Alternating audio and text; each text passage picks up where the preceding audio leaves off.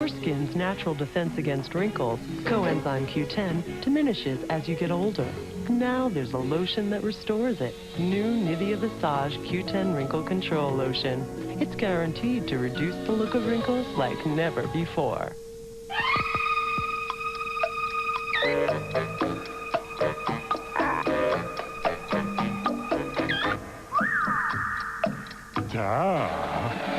Hamburger stackers from Vlasic. Bigger pickle, now better crunch.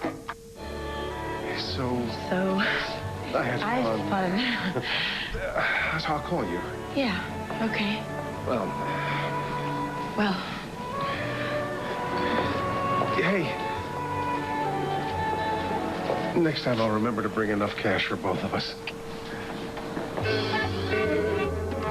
Next time, use the Visa check card instead of cash. It's fast, easy, and accepted everywhere Visa is.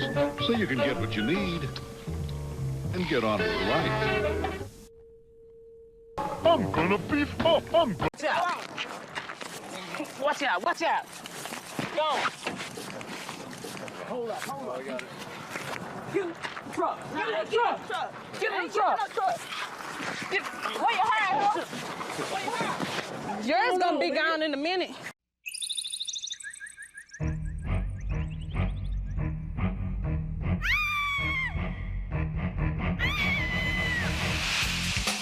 Better jump back. It's a shark attack. You get attack mask with underwater goggles and web gloves for turns and speed, and shark fin flippers for torpedo power. Super Swimmer Shark Attack includes mask with underwater goggles, web gloves for turns and speed, and shark fin flippers. Available at all major toy stores. By Big Time Toys. Always swim with adults present. And just about a step away is our new yogurt machine. Ah, good. Vicky's starting with the right flavor on the bottom, the Berry Raspberry. I guess bananas go great with raspberries, especially when they're a bonus. Here comes Mark. Now there's a determined-looking shopper. And he's a smart shopper as well. He's already grabbing $10 super-sized products. And here comes Liz. She takes a big gulp of extra air. When you're team number 3 and you're trying to catch up, you have to pump yourself up. Arthritis. Whoa. Pick it up, guys.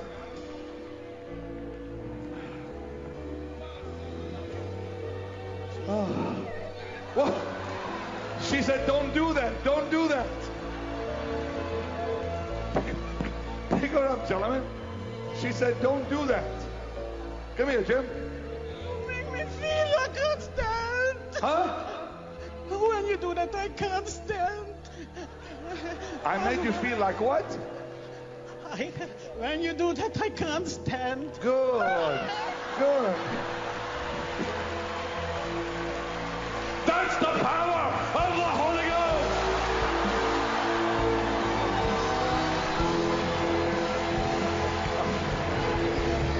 Worthy is the Lamb! Worthy is the Lamb! You are all! Bring your hand. That's the glory of the Lord. That's the glory of the Lord on the people here. Almighty!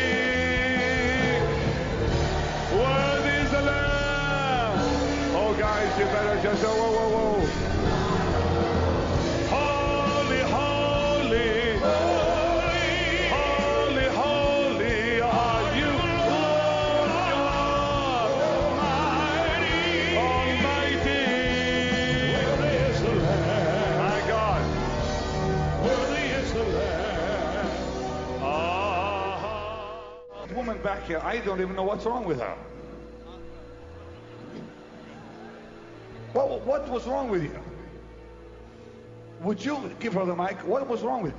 My God, I feel like electricity on my hand right now. I don't go near to him. She won't go near. What? Huh? Yes. She won't go near you. No!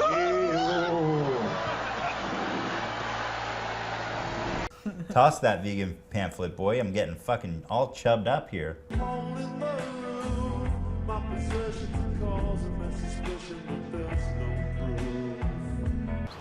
over here, sir. What is going on with you? I just chased him down. Who'd you chase down? Happens to be one of my son's roommates. Chased him down where? What? He's been borrowing my son's room. Sorry. What's his talk about? You think that somebody put some cameras in your head, or was that you? No. Okay. They put fiber. I know what fiber optics are. I am a QA man, or a mechanical QA. I've done a lot of electrical and stuff, and I know what fiber optics look like. I should have paid closer attention to it. Okay. And I felt this drilling, this vibration in my floor. I felt that for the last couple weeks.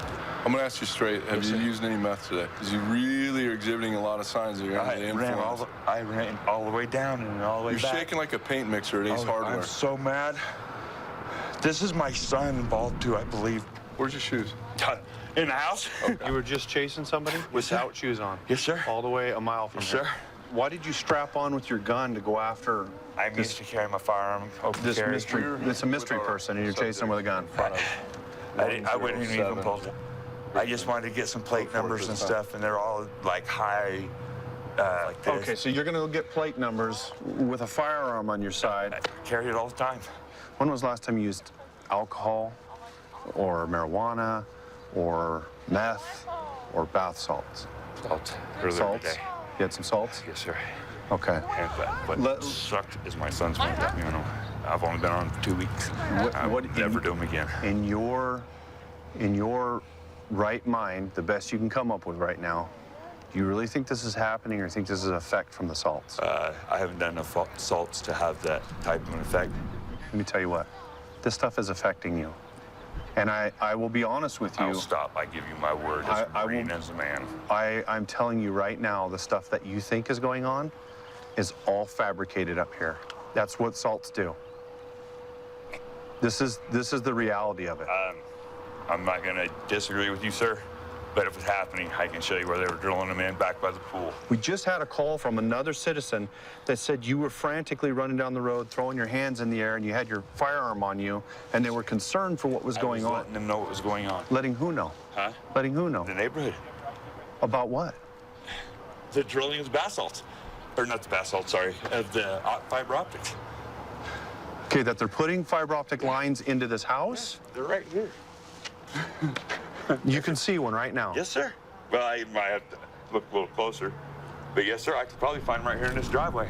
Mailboxes, I can find them on my trucks. Point one out to me, because I'm not seeing what you're seeing. See how they're crushed in? I know that some of them look like different. So point with your finger. Okay. So that's it? It could be, or a stem. That could be a fiber optic or a seed. A fiber optic seed? No, a fiber optic line. And I've even got... Yeah, I'm aware of what they are. Yes, sir. So very aware.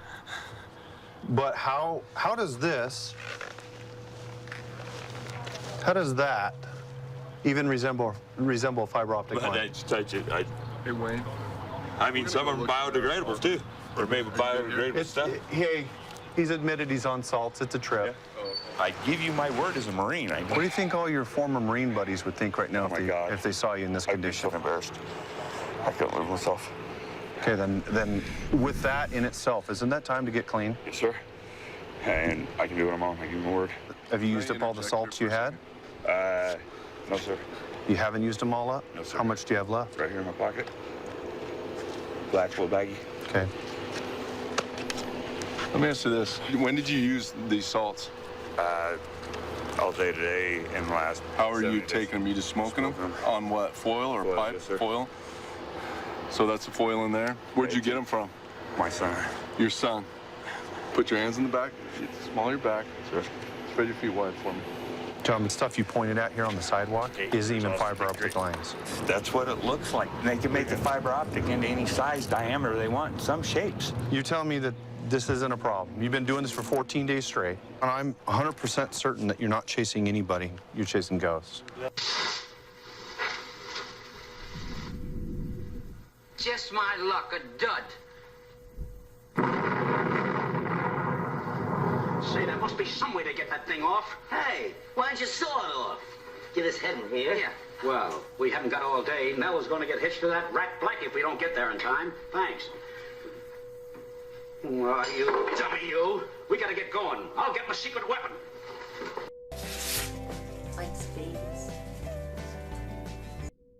Hi, Billy Mays here for the Big City Slider Station. The fast and easy way to press and cook delicious sliders. Those restaurant mini burgers everyone loves. No more squishing and squashing or flipping and flopping. With the Slider Station, just scoop, press, and cook right on your stove. The unique design cooks both sides at once, so you never have to flip them. And in just 2 minutes, you'll have 5 mouth-watering sliders. Use dinner rolls, potato rolls, any bun. You can double or triple stack them and watch your family attack them. Top with pickles, onions, ketchup or cheese, Big City Sliders are sure to please. The double-sided non-stick surface is so slick, not even burnt-on cheese will stick.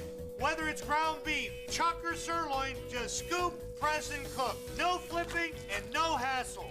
Make healthy turkey, chicken, and veggie burgers with ease. And join the craze with me, Billy Mays. You can also cook them on a bed of onions for that classic diner taste. Or use the Slider Station as the ultimate burger press to load the grill in no time. And watch this. On a busy school morning, 5 perfect egg sandwiches in an instant. Moms, you're gonna love it. And when you're done, cleanup's a breeze. We'll also include the Slider Station recipe guide, loaded with my favorite creations like the barbecue bacon cheddar and the original Billy Burger free. The Big City Slider Station, the fast and easy way to press and cook delicious sliders. Those restaurant mini burgers everyone loves. Sometimes less isn't more. More is more. New Sara Lee New York style cheesecake. Big, classy, creamy, right out of the freezer. Sara Lee, add some delicious to your life. The look.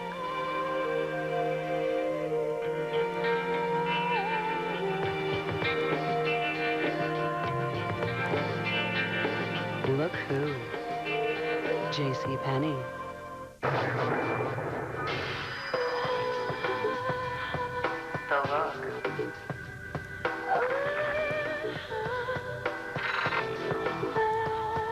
Look who. JCPenney. There are those among us with very simple tastes. They only want the best. And for them, there's Fancy Feast gourmet cat food. Exceptionally moist and delicious. Fancy Feast. Good taste is easy to recognize. The average smelly sock contains over 1 million odor-causing germs. Many can go on living even after you wash. Try a new way to wash. Gain with bleach. Kills germs that cause odors.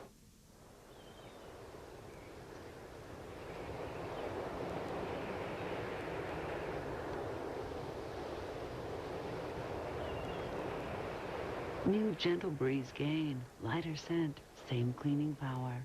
Oh, the tragedy of using a dandruff shampoo. Note how isolated it makes people feel. Note its unpleasant smell, the absence of rich lather. Note its name. Niserol AD, the world's #1 prescribed ingredient for dandruff in non-prescription strength. People can stay dandruff-free by doing this with Niserol AD only twice a week. Only twice a week. What a pity. Niserol AD, the freedom will go to your head.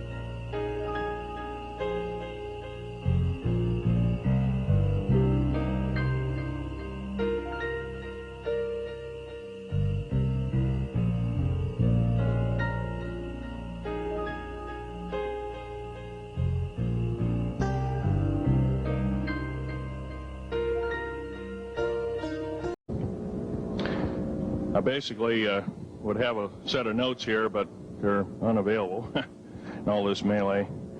Up here I have different artifacts explaining some of them are alien metals that have been produced both on this planet and the confines of outer space that are now used in all stealth aircraft.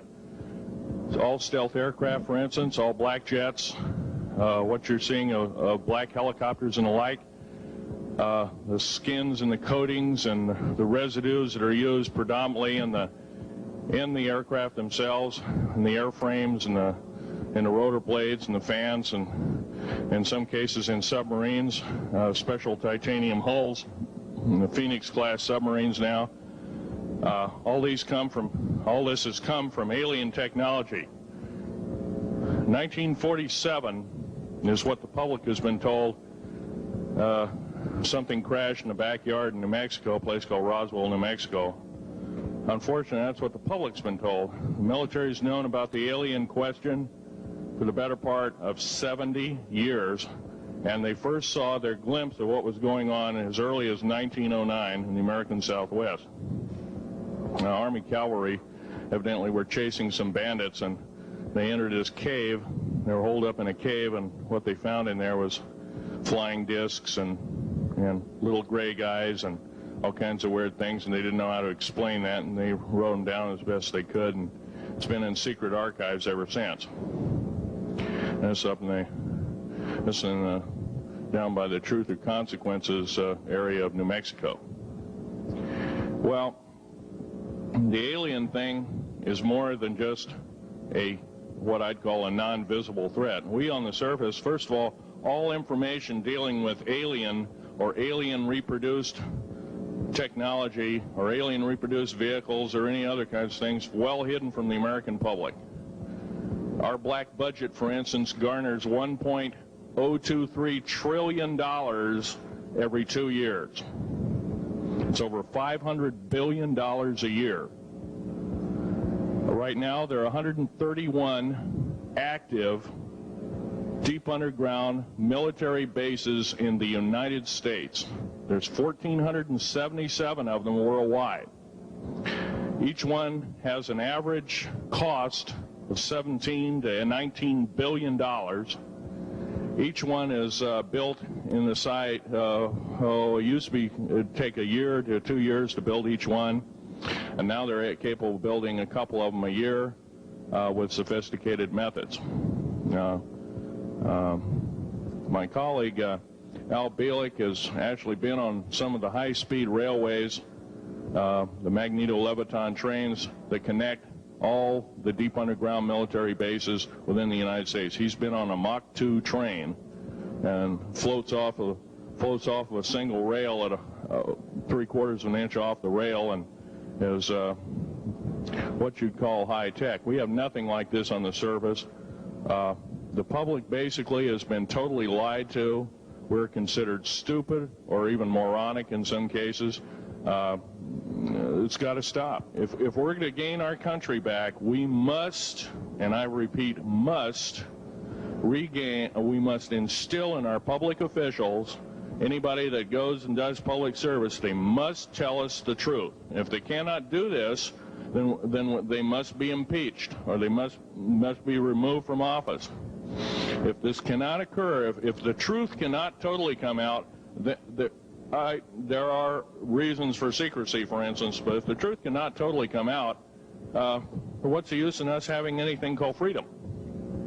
Okay, now I have pictures here that I'm going to show you during the break in artifacts, and I ask you to kind of look at them but not handle them. I have actual crashed retrieval metal from Roswell, New Mexico. It's given to me when I was 14 years old. For instance, I've got other things. I've got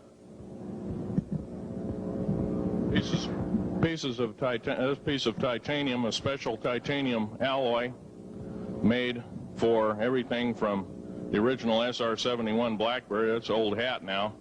F-117As, they're old hat now. They're making a whole new class of hypersonic above Mach 5 aircraft that employ extremely modern charged particle beam weapons. They don't even use lasers anymore. computer-enhanced imaging radar, although it's used in helicopters for public surveillance, computer-enhanced imaging radar, and in satellite technology. The brand new kid on the block is a kind of infrared technology where a satellite 150,000 miles out in a geosynchronous orbit, or not quite geosynchronous orbit, but these spy satellites can literally look in and see a dime on the floor, say on your kitchen floor. They have a resolution factor of 99.999961. This particular piece of metal, I'm going to drop it on the floor here, it'll kind of ring like a bell. You can't break it. Withstand temperatures in excess of 7,500 degrees Fahrenheit. It has niobium in it. It also has mironite in it, element 123. Yeah, please do. It's in a non-crystalline form. This is just kind of a dripping out of the main crucible.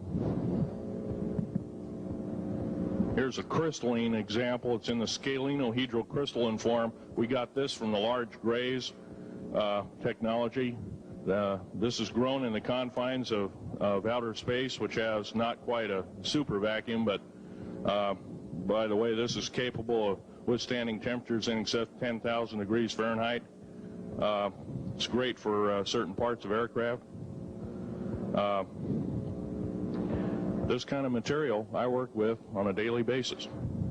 Up here we have a transparency of Groom Lake.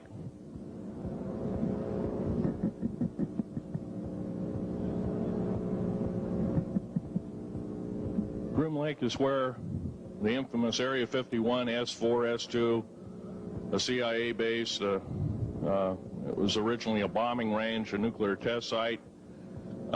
It was later become the most secret base in the United States.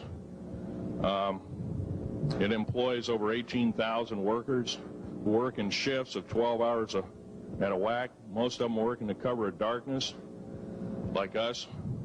We built out 9 underground military bases there, each with an average capacity capable of basically a city underground, roughly 4¼ cubic miles hollowed out underground. They have boring machines, for instance. They don't bore, they literally vitrify and melt the rock, deflagrate the rock. It's a very sophisticated laser melting and deflagrating system. It reduces the rock to a powder and then melts the remaining rock as a coating on the inside of the base, so you don't have to use gunite cements and other kinds of things like that. That's all old hat now. Technology is just basically the new technology we get is the old hat of the military. I'm going to be real brief about it. I carried a level 1 security clearance, the Riots 38 factor. There are very few of us. There's nobody except myself, to my knowledge, talking like this. Nobody. I'm breaking the law. I'm breaking world as well as federal law, coming out and even talking about this to a group of people. I love my country more than I love my life. 2 weeks ago, I was shot in the shoulder.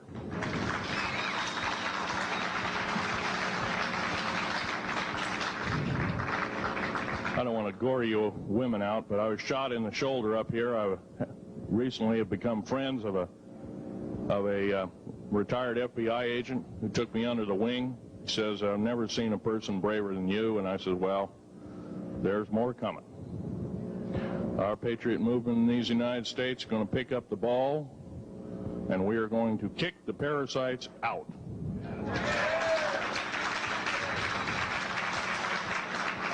First of all, George Washington and Thomas Jefferson, a few other founding fathers, Patrick Henry to mention a few, all had visions that these United States is going to live 700 years from where they were standing, and that was somewhere around the late 1700s, early 1800s.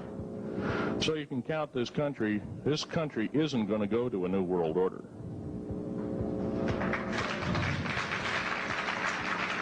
I believe firmly in constitutional law. I'm not very well skilled in it, and that's my embarrassment. But I'm going to be real blunt about it. The government that is now instilled in ruling over us are ruling as we're serfs and they're the kings and queens. Now, that's a feudal system. That isn't even a democracy. We are now being ruled by an autocracy and a technocracy. In other words, technical knowledge is rules as king with a feudal type system. Feudal systems haven't been used in the last 350 years, and they're coming back like gangbusters.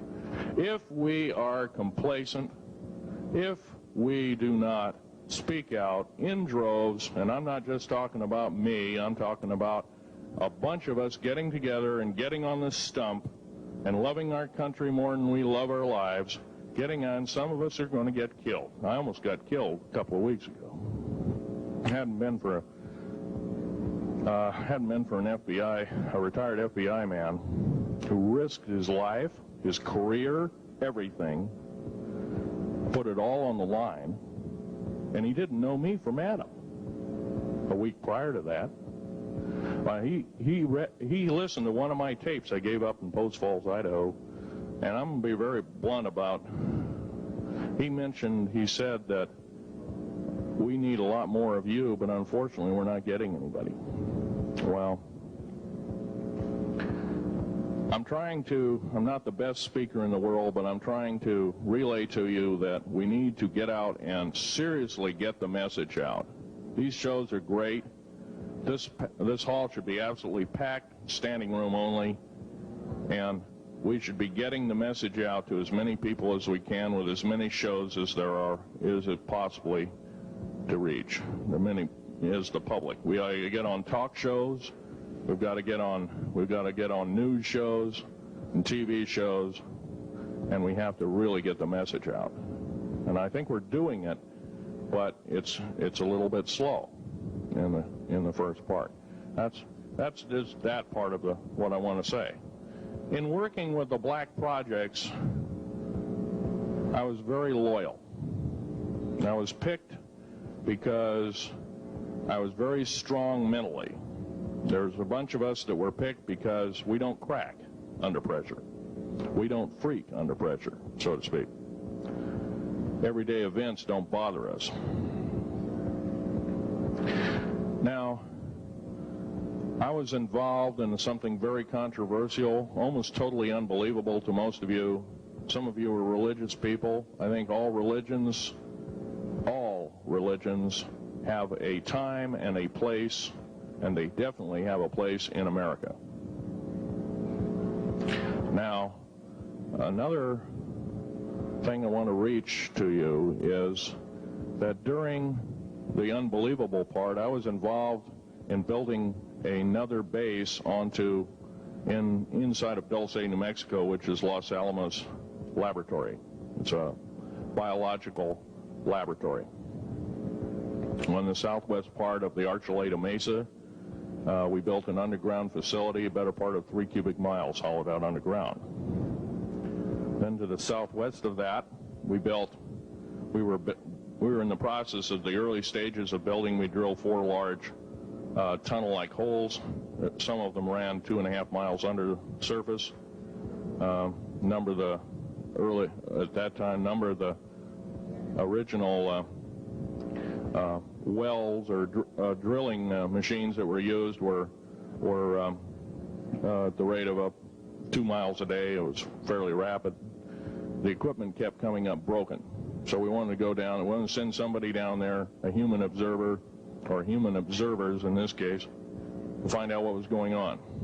Well, to our total surprise, first of all, the government knew all about it. They didn't tell anybody.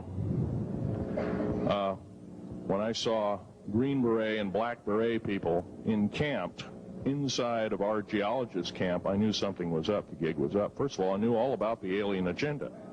I'll explain that in a few minutes. The large alien grays had been encamped there for as best as believed possible about 400 or 500 years. It had been one of their internal bases. And we drilled holes right on top of it. all the stinking air, all the black sooty air came right out as soon as the first hole was sunk, and all this soot came up, and well, that's when all the hell broke loose, really, all started. Anyway, after we drilled all 4 holes, it took about 2 days to drill all 4 of them. And when you build a underground base, you drill 4 basic holes, and then you build called stopes or cross-member holes across, and then you use blasting equipment, special blasting equipment by the analyzation of the rock formation, and you literally blast out or tunnel out or deflagrate or melt rock out to build the large rooms that are required for this underground base. Well, in this process, I was lowered down the basket of one of these holes, and about from me to this elderly woman here in the front was sitting a 7-foot-tall alien gray. The stench was worse than the worst garbage can you can imagine. The person was or the entity was absolutely horrible. I didn't waste any time. I reached for my pistol. At that time, as an engineer, I didn't have time to carry all the folderol of one of these big submachine guns that all the sea spray and the yellow fruit and all the outer perimeter and inner perimeter security people carried. I carried a little Walter PPK pistol with a 9-shot clip. This was in late August of 1979. Now, you got a regular suit of clothes, you got a regular clothes on, plus you're in almost like a spacesuit environment, and you're reaching for a gun. It's not the easiest thing to do, and then to pop a clip in it and start shooting. And I killed 2 of them. Yes, they're mortal, and they do die. However, in the process, one of them did this. All I remember is that he just kind of waved his hand in front of his chest, and the next thing I know, this blue beam hit me and just literally opened me up like a fish, and burnt my fingers right off of me. And it was some form of electrical force, because the kind of like being hit by a lightning bolt burned all my toenails off of me. Completely crispy crittered my left foot, burnt the shoe right off of me. All I remember was the smoking remains, and I'm still conscious, but in and out of, I didn't remember much. And there was a Green Beret that was right behind me that risked his life. In fact, he died. But he risked his life. He shoved me back in the basket and hit the button and took me up. And I wouldn't be alive talking to you today if it wasn't for him. I'm forever indebted. He lost his life. 66 Secret Service agents, Green Berets, Black Berets, crack troops lost their lives because the government, our United States government, lied, did not tell us anything about the alien threat. There's a war underneath there, and I'm talking dead serious. It's been going on since that time. Since late August of 1979, our military, the Russian military, basically the militaries of the world, have been in constant conflict with the outer space alien. The small gray, the large gray, the reptilians, the whole thing. There are 11 distinct races of aliens. 2 are benevolent. 1 had to leave here in a hurry because their world is under attack, both on the surface as well as underground. There, the Pleiadians. They're familiar. Maybe some of you are familiar with that. Would some of you raise your hands who've heard of Billy Meyer and some of the, very good, about half the group. Well, Billy Meyer is one of these lucky people that they figured, well, he's kind of a simple type, we'll show him everything. Well, these are the benevolent aliens, and they've been here helping us. In fact, I have a picture, let me reach for it here.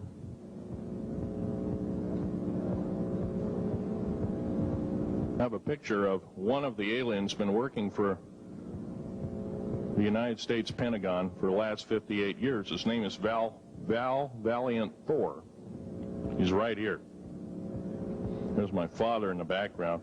This whole place, the ready room of the USS Eldridge, Al Bielek has probably explained, or maybe even shown you this picture. There's a list of some of the notable people in it. They're all the atomic bomb scientists of the day, all the time variant experimentalists of the day, all the top physicists of that particular day. This was in August of 1943. Now this guy has not changed one iota in 58 years. Started work, he came here, crashed here or whatever, whether he's under duress or not. He started work for our U.S. Navy and military operations in 1937, either 37 or 38 is what I've been told. So it's for 58 years, this man's been employed, probably under duress. If you don't do as we say, we're just going to use you for alien bait or something, I don't know. But anyway, he basically hasn't changed. He lives for 490 years, is what he says his lifespan is. Now, he is supposedly a semi-benevolent, he's a human-looking type person. He has 6 fingers and 6 toes, and he's got one oversized heart, one lung, giant lung. His blood vessels are bigger. He's got copper oxide for blood, similar to an octopus. His brain capacity 300 centimeters greater than ours. He has a thinking capacity, IQ, if you were to measure it, be totally off the scale, be about a 1200 IQ. He speaks 100 languages fluently, alien as well as others. He's a remarkable person. I had a chance to meet him one time. Now, by the way, he doesn't shake hands. He was kind of in a spacesuit because all aliens, regardless benevolent or otherwise, they're carrying germs and diseases and bacterium in and on them that are deadly to us.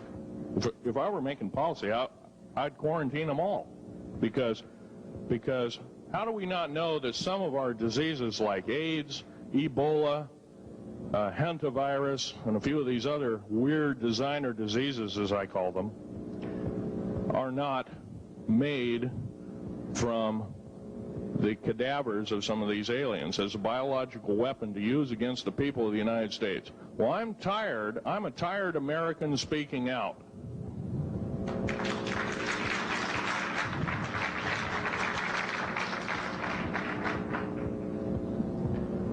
Now, what I'm telling you is kind of almost like a brain overload here. Back in 1946, we set off a number, actually 4 atomic bomb tests at Bikini Atoll. It's a group of islands in the South Pacific. I have an original photograph here with original language on the photograph that shows there is a large alien spaceship off a wingtip of a United States aircraft. It was a drone aircraft right at the point where the bomb was beginning to show a neutron flash cloud. Here's the bomb going off. Here's the airplane tip here, and here is the alien spacecraft. Now, in 1947, questions later, please. In 1947, after Roswell debacle, our military got before the U.S. Senate. They were hauled before the U.S. Senate and says, what's going on here? Well, we didn't know anything about discs until this happened. It flopped in our backyard. Total lie. They lied to the U.S. Senate. They should have been prosecuted as traitors.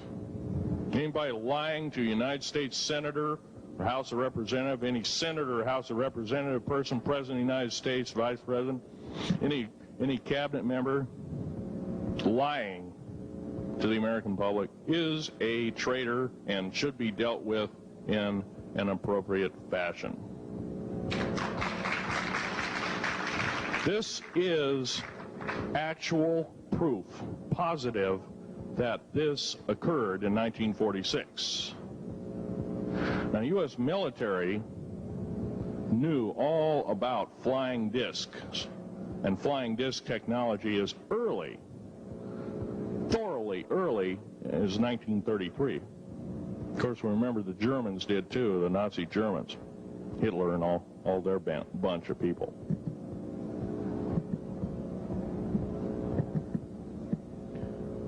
Now, it gets to the big question, if all this has been hidden from us, everybody says, well, where's the proof? I've got some of the proof laying on the table. But a lot of you probably are totally skeptical. They say, well, I could be anything.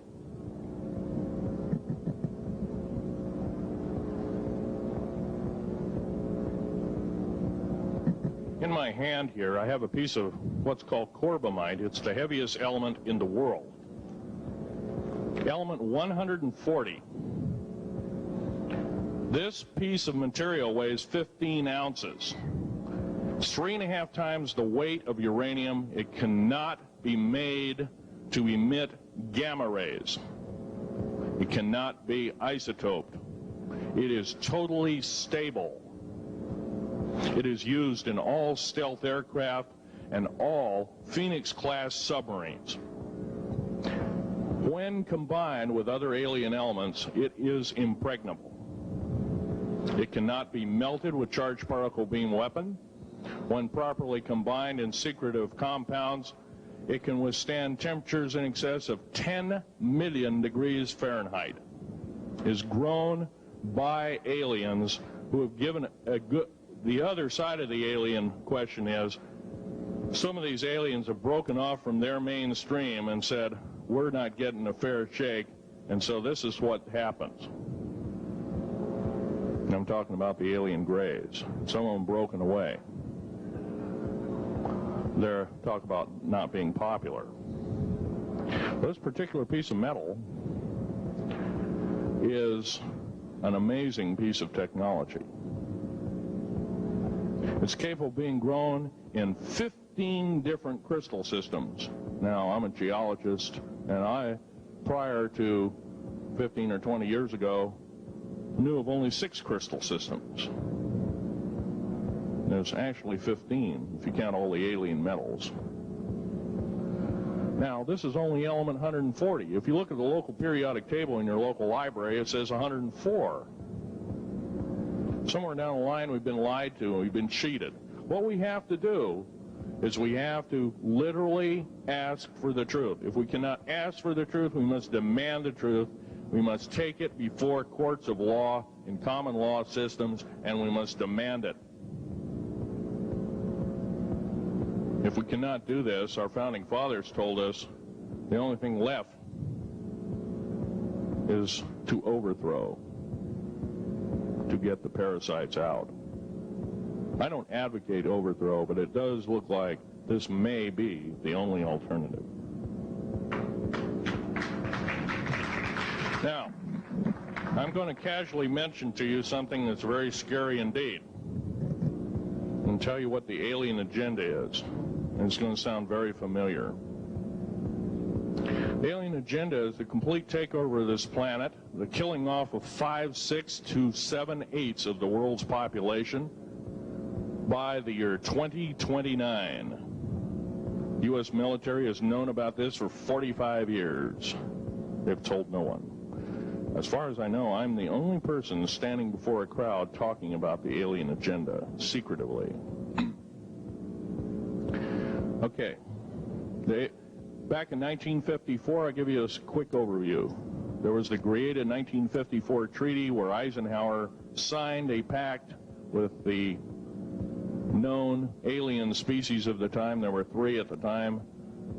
And said that we're going to deal in high technology, but you can take a few head of cattle and a few human beings and you can experiment on them.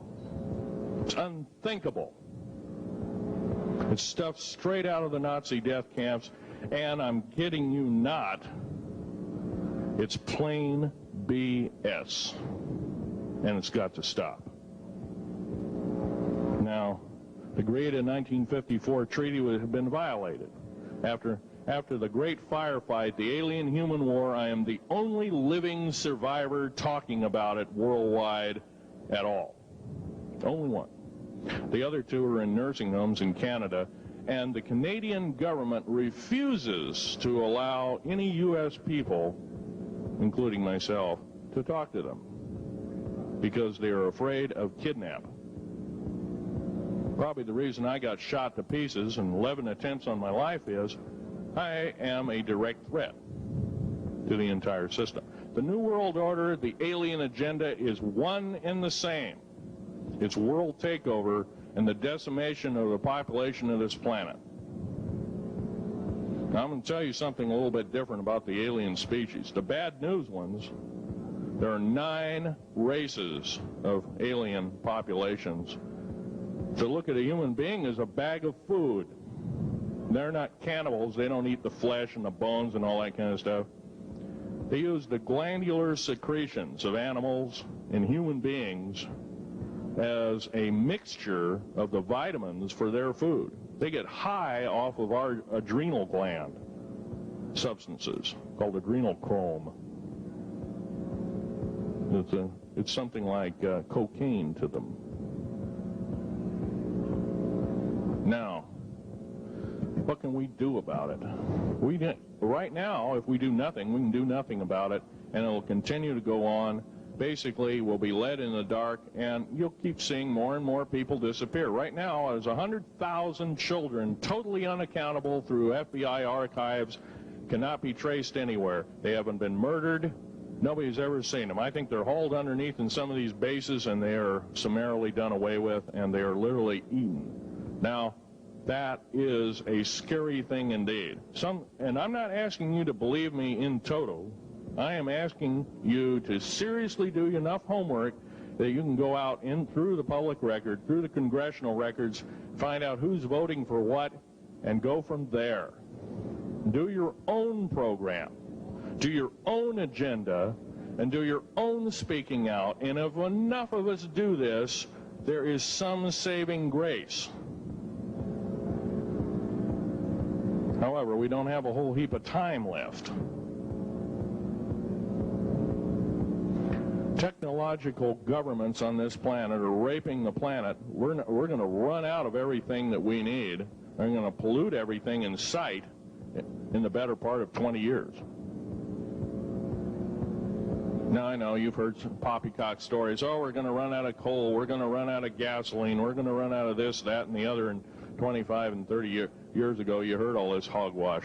Well, don't believe it. Basically, anything you read in a paper, you should take with a grain of salt. Start reading on what is missing out of the article. Ask yourself, what's missing in this article that I should know? Maybe that's the truth. Fill in the blank spots, so to speak. White copy is only one leg of the triangle. There are 2 other legs, 2 other pieces of the puzzle. What we have to do as a group of people, concerned people at that, and this group seems to be quite that, is we have to assert ourselves in a way that we've never thought possible. Now, I'm not asking you to do what I'm doing. I'm telling you, what I'm doing is very important. Every one of you is equally important. You wouldn't be in this room otherwise. You know, all these other people out here that didn't come to the lecture, they really don't want to hear it. Yesterday I heard a fellow who says, I'm sorry to say I belong to this military organization, that militant organization. I don't believe in the alien question. There's no proof of it. And so I show him an artifact, and he says, well, that's nice, but that could be lead. Well, I happen to know this isn't lead. It scratches diamond, and it's harder than that. Here's a sapphire that I found. When we blew a mountain apart, all these sapphires fell out. And sapphire has a hardness of 9 right next to the hardness of a diamond. This thing scratches the heck out of it. Let's tear it apart. I'll tell you something. This technology is fine and dandy. At the risk of the human race, at the risk of one human life, it is totally worthless. We have to... The one beautiful thing about the United States of America is we value a human person's life. The minute we lose it, we are dead meat. It is tantamount that we get back to constitutional law, and for our officials not to believe in it or obey it. First of all, for a politician to say, well, I believe in the U.S. Constitution, but I believe in gun control. You can't be a master of 2 houses. It don't work. What you must do is tell that politician you are disobeying the Constitution of the United States that you're sworn to uphold and you are in treason territory, think about what you said. You have 30 days to make that apology. If you do not make that apology, you are a treasonous individual and should be prosecuted.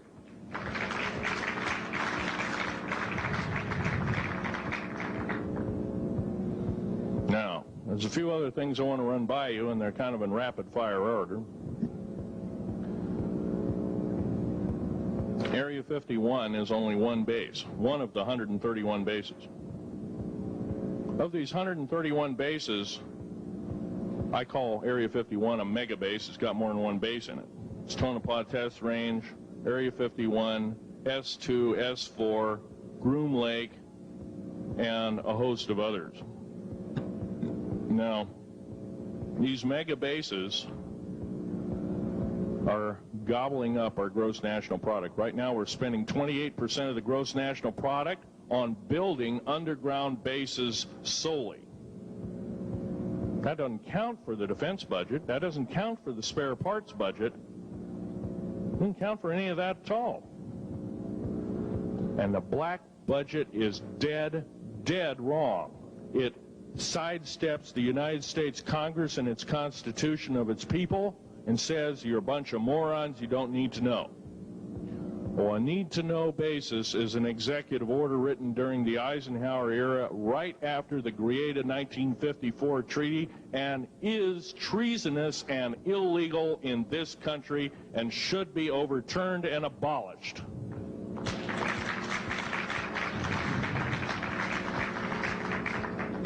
Now, I believe in military preparedness. I believe in military secrecy to some extent. Because there's always going to be spies out there, and there are always going to be people that want your hunk of territory, your house, or your ground, maybe even a country like that. Yeah. Most of us remember what this crazy person in Russia, Zhirinovsky, had to say. We want Alaska back. Well, baby, you're not going to get Alaska back without a horrendous fight. Alaska is my land. I was born here in these United States. I have risked my life and limb for these United States, and I love my United States more than my life. And I will defend these United States against all foreign powers, foreign and domestic. Now, every one of you in this room have probably, to some extent, minor or major, done just that. And that is what this country needs. Patriots you are, patriots you are becoming, patriots and Constitution builders you must continue to be. Now, all this alien thing is fine, except for one thing. The alien takeover is a serious threat. Kept totally out of the public view, off the surface, I'm sure the underground bases, without question, are being used as a place to house alien takeover. Alien takeover means the implementation of a one-world government. Direct opposite of constitutional law, direct opposite of freedom of choice, freedom of religion, other freedoms that go with it, right to bear arms. We are the militia of the United States. Every single person who believes in the Constitution of these United States and its Bill of Rights is a militia member. Are we going to tolerate what we've heard from Ruby Ridge? Are we going to tolerate what we've heard from Waco? Are we going to tolerate that a fertilizer bomb blew 6 sub-basement floors? And I'm telling you something about sub-basement floors of a World Trade Center. They're 29 feet thick each with 7 kinds of rebar reinforcement. The only weapon capable of doing such destruction and melting the concrete and extruding the rebar and the I-beam steel up to 6 feet in length longer than it originally was, and melting the ends of it, is a nuclear weapon. Now, the people they have in custody as fall guys may have been able to produce weapons and bombs and kill rabbis in New York, but I hate to tell you this, they did not have anything to do whatsoever with the World Trade Center bombing. The only thing used was a construction nuclear weapon. It was housed at Mather Air Force Base, the only place such things are kept. Incidentally, about Mather Air Force Base in Oklahoma City, Mather Air Force Base trucks were seen 2 weeks before the Alfred P. Murrah building got blown to pieces. Strange. I don't believe in coincidences. They're non sequitur. They cannot be proven mathematically, etc., etc. So they don't exist. However, Oklahoma City bombing, a fertilizer, and a fuel oil bomb, give me a break, folks. You can blow that one by my ears, but I'm not a dummy, and neither are you. Neither is anybody in this room. We've been lied to, and the lies have got to stop, and they must stop immediately. If our public officials cannot tell us the truth, then they cease to be public officials, and they are automatically guilty of treasonous acts and should be tried and convicted, and if necessary, in jail, whether it be house arrest or otherwise, before they can do any more damage.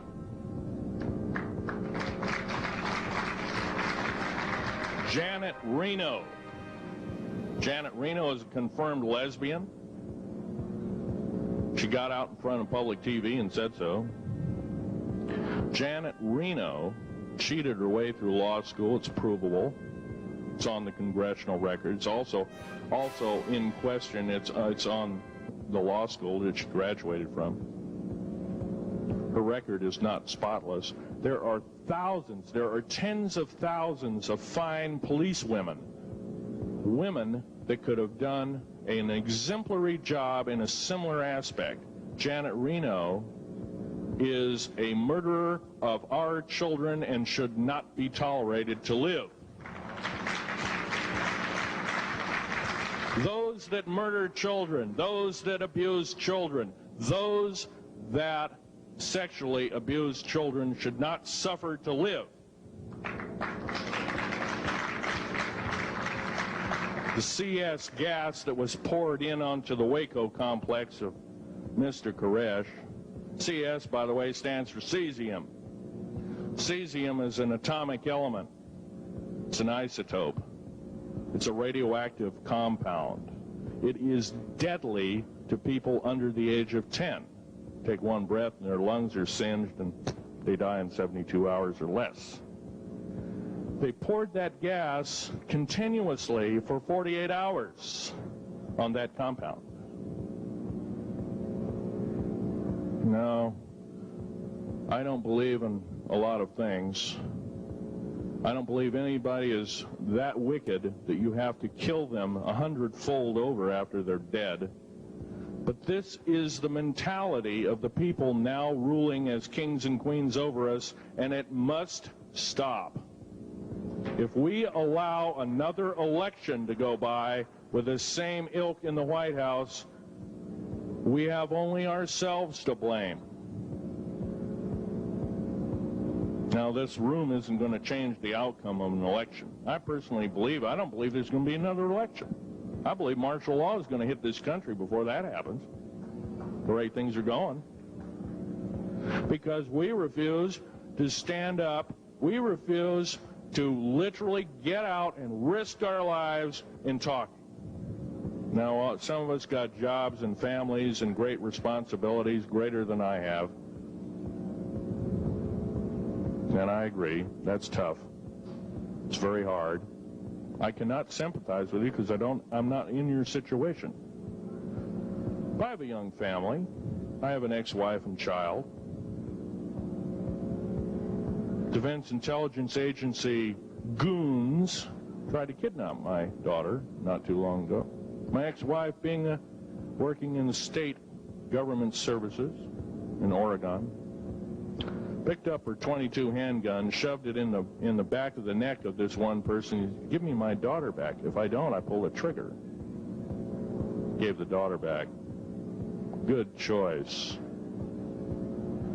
Now, the remark that my ex-wife had to say to this individual was, if I ever see you again in any way, shape, or form, I will kill you on sight. You're an abuser of children, therefore I suffer to you that you should not live. By the way, she threatened a federal agent. She should be in jail, blah, blah, blah. Nothing like that's happened. These people don't want publicity. I shot a federal agent 16 days ago. Shot him dead when I was bleeding to death with a shoulder wound that he'd shot me. He had shot at a retired FBI agent who theoretically carries the same covering as a Secret Service agent. Got protection forever. He's a cop forever, federal cop forever. Now, that doesn't mean a whole lot. I made a report and went to the FBI. Do you realize, you know what they said? They said, things like this happen, Mr. Schneider. We don't either believe you, I'm using that as my own italics, or we don't give a damn. Now, something's wrong here. I'm not reading this right. I defended myself to the best of my ability. I was hoping I could go through life without doing such a thing. And maybe some of you have actually defended your own life in a similar fashion. It's very sad you have to shoot or kill somebody. Maybe some of you were police officers and have had to do the same. And I don't know if you ever kill a human being, you're never the same as a person who never has killed a human being. It is with you for the rest of your days. Whether you do it in war, whether you do it in murder, whether you do it in self-defense, you have taken one of God's holy creations off this planet. And there is a void there. And I feel that, and I'm very sorry for that. But I had to defend myself. Otherwise, I wouldn't be here.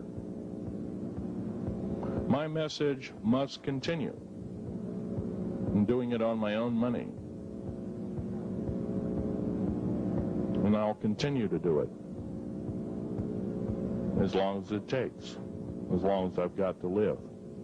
I've got cancer. I'm dying. The radioactive substance that I got hit with in 1979, late August of 79, it's a similar form of aplastic anemia. It affects your blood and your bones. My bones are extremely brittle right now. No cure. The government never told me about that, by the way. Now, to sum up everything in this talk, there's going to be a few questions. I'll answer as many as I can for the next speaker. However, I want to sum up and say that every one of you in this room is a participant in secret things, and you're very brave indeed, and you should all turn around to one another and shake each other's hand and say thank you for being here. Would you please do that and greet your neighbor?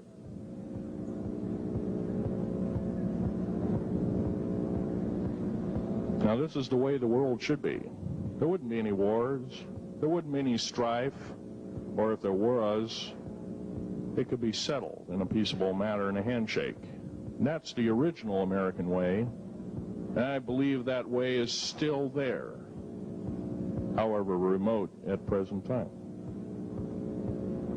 Now, I'm going to sum up this talk and mention an overview of the alien agenda. The alien agenda is completely decimate the planet to take the remaining human subjects as slaves, and the aliens would use this planet for their own means. Number one, this cannot be allowed to happen.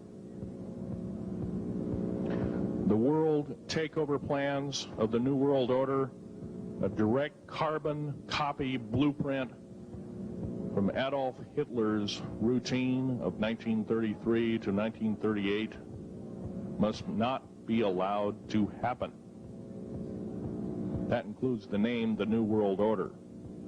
That was purposely used, folks, because most of us have been lazy. We have not read our history, and I'm talking to you because I'm one of them. We have not read our history books. Things have been omitted. Throw out basically what you've learned. I'm not asking you to believe me. I'm asking you to re-educate each one of yourselves and ask the unexpected of your public officials, of the people around you, your teachers. I'm not asking you to question authority. I'm asking you to question the teachers of this authority.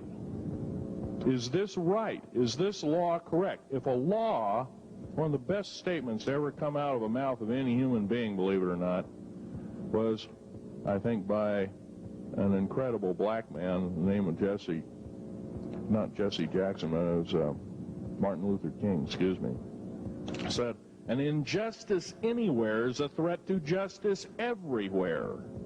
That should be a motto that we live by.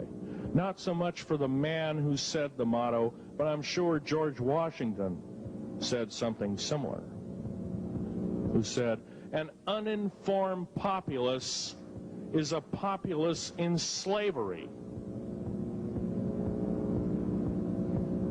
Now, our founding fathers had the unique gift 250 odd years ago, 200 to 250 years ago, of looking far in advance, laying out the groundwork of this wonderful two pieces of paper government we've got, the Bill of Rights and the United States Constitution, laying it out for all time.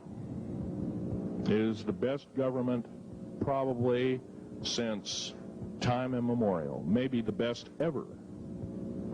If we are to, by the way, every freedom that we have must be fought for continuously. You don't need to pick up a gun to fight for something. You need to pick up your mouth. You need to pick up your brain and read a book. You need to pick up your mouth and say, and when you hear somebody say, well, I believe in gun control, and you say, no, I don't believe in gun control, because guess what? You take away that right. What other rights am I going to be missing later on? Now, with gun control. Gun control, there's a certain few people, generally a 1% to 2% minority of people, that are totally irresponsible, criminal, use the gun improperly, etc., etc. I'm not talking about those kind of people. There are always going to be those kind of people, at least for the foreseeable future. The average person that owns a gun has prudence, has conscious thought of the knowledge of right and wrong, can and is able to defend itself, herself, himself, against foreign and domestic terrorists, so to speak. Now, gun control is an attack on your rights. If it is allowed to fully comply and go through, all of your freedoms will be removed within a 10-year period after the last element of gun control.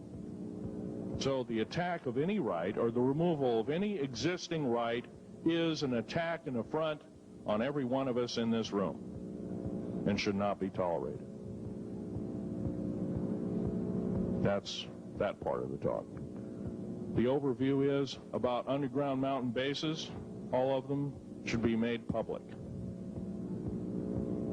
In future talks, I'll be giving latitudes and longitudes of every single one of these bases. I've already written a manuscript at the publisher as we speak. It's a dynamite book. It lists all the secretive agendas that our government has us believing in right now, and why it's so much BS. Why the New World Order is so good for us. Ha ha. Well, don't believe it, folks. Believe in only one thing. Love thy neighbor as thyself, and ask continually questions about our constitutional freedoms and defend them if necessary. And most of us will have to probably defend them. I hope this doesn't happen. Now, I'm winding up this talk as best as I can without my notes at hand, but I'll be having artifacts up here. You're capable of looking at them. I ask you not to handle them. I want all the artifacts back on the table, and don't handle the photograph here, original photograph of the flying saucer in 1946. Now I'll take a certain few questions. I know there's going to be quite a few of them. Yes, this gentleman here in this row.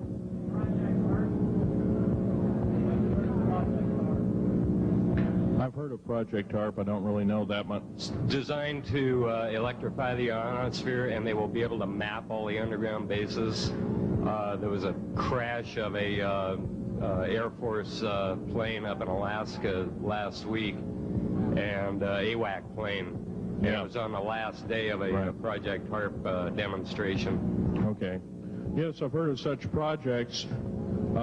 Actually, it was invented by Nikola Tesla, the initial part of ionizing the atmosphere. The only trouble is with ionizing the atmosphere, plants need nightfall as well as sunlight to survive. So lighting up the atmosphere might do extreme damage. Okay, next question. This gentleman up in the front row. Please speak up.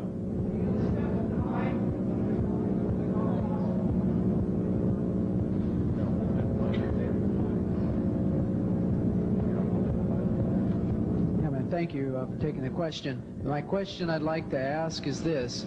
If the aliens have a 1,200 IQ, can speak all these languages, and are so powerful, what prevents them from just taking over? Well, it's a good question. Basically, they have taken over. All that's left is a bunch of screaming, a bunch of us that have been very complacent. Half of the 131 deep underground military bases are basic cities for them. Right underneath our feet is a macabre sight indeed. You can bet your bottom dollar they've already basically won the war. However, they're being an alien species. We're an alien species to them, and our germs have a tendency to kill them. They're also a dying race, and they're in far worse condition than anybody with the worst case of terminal cancer. They are in need of us to some degree.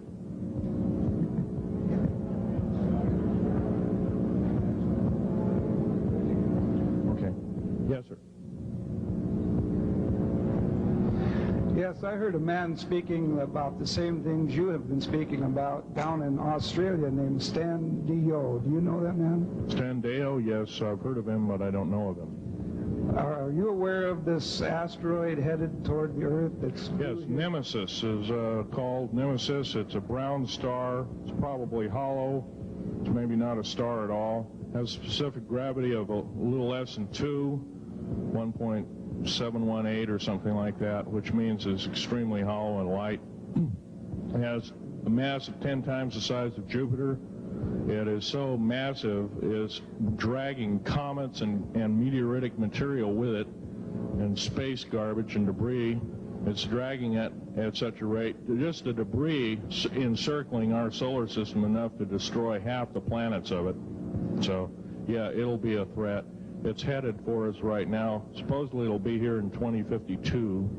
Nobody knows for certain, or it'll be within closeness of the Earth, within 500 million miles, which is plenty close indeed. Okay, a few more questions. I got to wrap it up here. This lady here. No, you have to use the microphone. Nobody can hear you.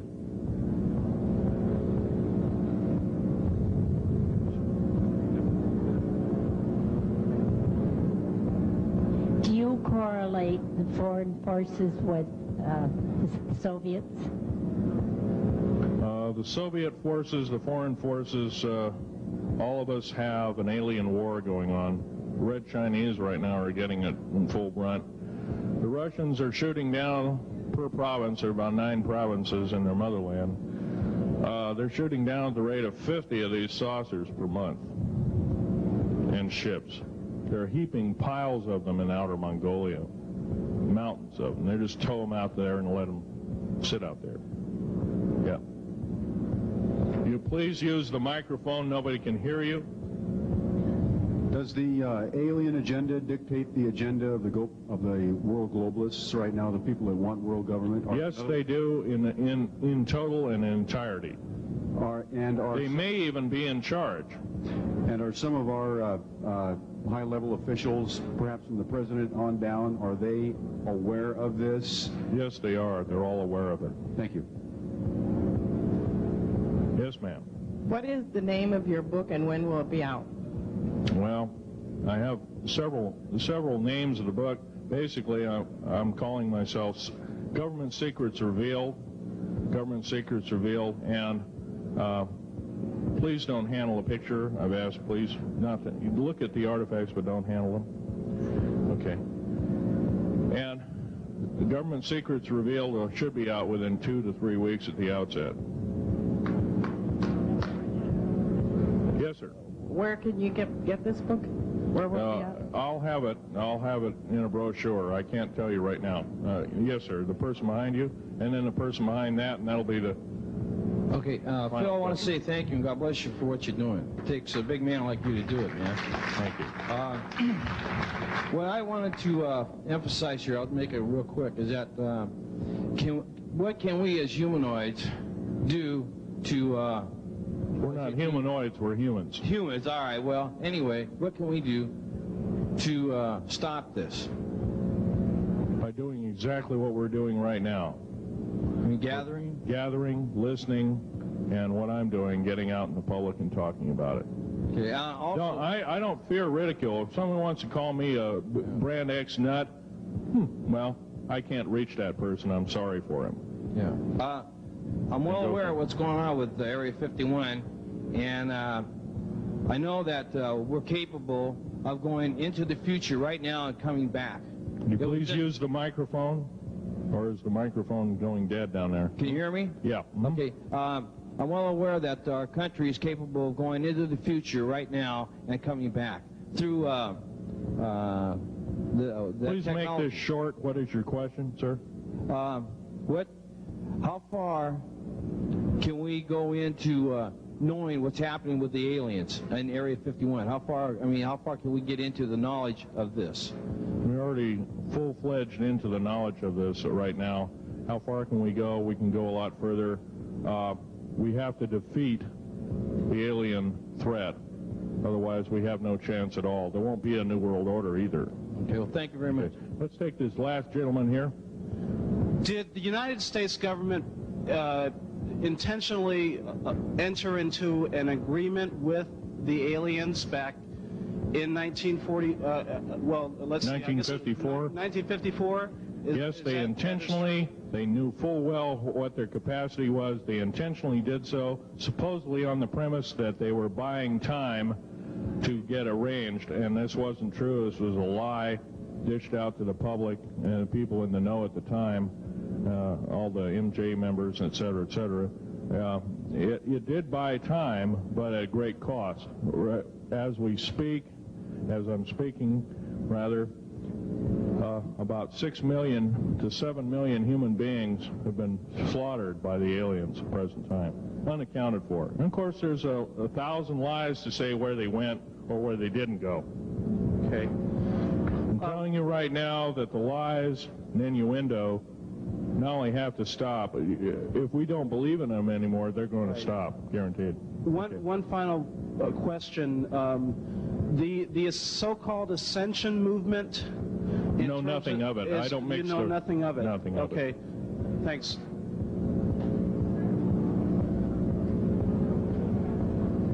Can't hear you.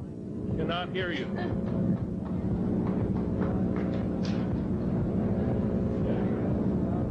If some of you are short and can't get up and see the artifacts, I'll try and explain them.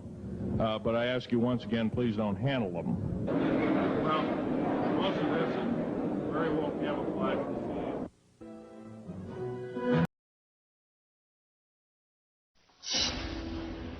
Ever since man has looked up into the stars, he has seen strange objects in the skies.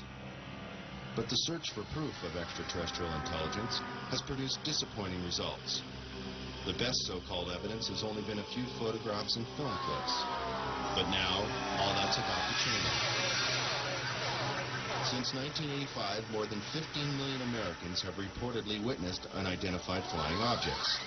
But despite the seemingly overwhelming evidence, mainstream science has chosen to ignore the subject.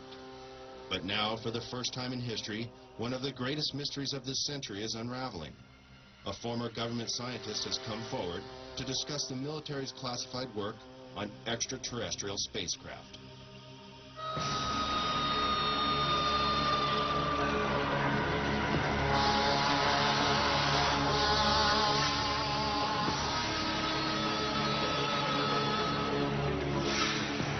Human advances in technology have exploded in a million directions and show no signs of slowing down. The ever-increasing pace of achievement in the last several decades is unparalleled in human history. The high cost of developing and producing these technologies has limited the number of contenders from the private sector, leaving the government and large corporate businesses on the cutting edge of new discoveries. Always in the public eye, big business competes for high-paying contracts, working night and day to invent or further develop the next big thing to satisfy the masses. The government, on the other hand, must conceal information concerning national security that, for obvious reasons, should not be public knowledge. But when it comes to matters concerning the welfare of our planet, the living beings on it, or potential clues to the mysteries of the universe, many believe it should be our right to know. The end of World War II and the invention of the atomic bomb signaled a new era of international mistrust. Since the earliest days of the Cold War, which coincides with the Roswell incident and the start of the modern UFO era, the military has been especially secretive about its advances and achievements, while always searching for the perfect weapon or super sophisticated tool of espionage.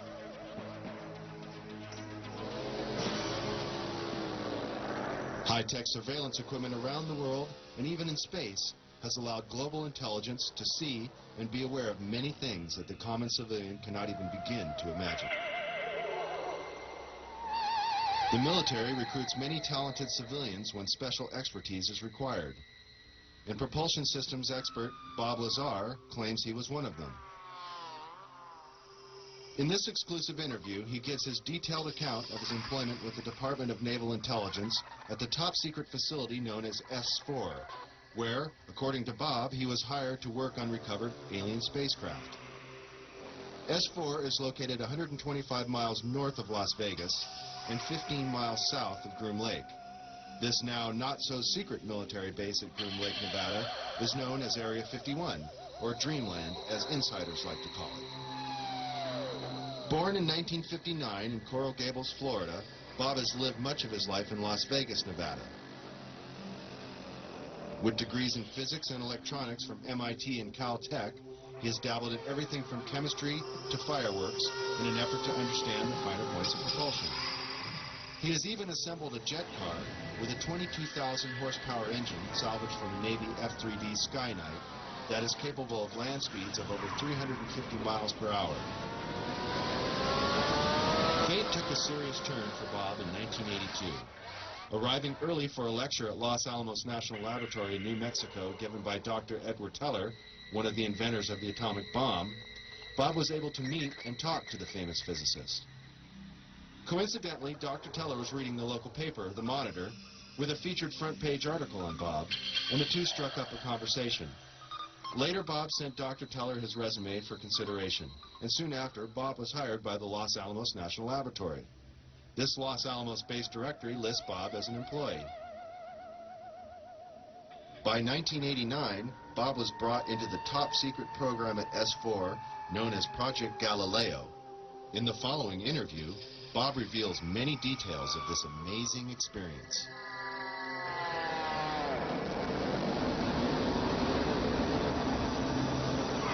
Did you witness any disk technology at Area 51? No, there was absolutely no ET craft, ET technology, anything like that at Area 51. This is why S4 was made specifically to separate it there. People at Area 51 do not have the clearance. How long were you employed at S4 And when were you hired? When was I hired at S4? I guess early '89, and I was probably there only about 6 months or so, on a very infrequent basis. How were you transported to and from work? At the time that I was working there at McCarran International Airport in Las Vegas, there was a Special Projects EG&G building.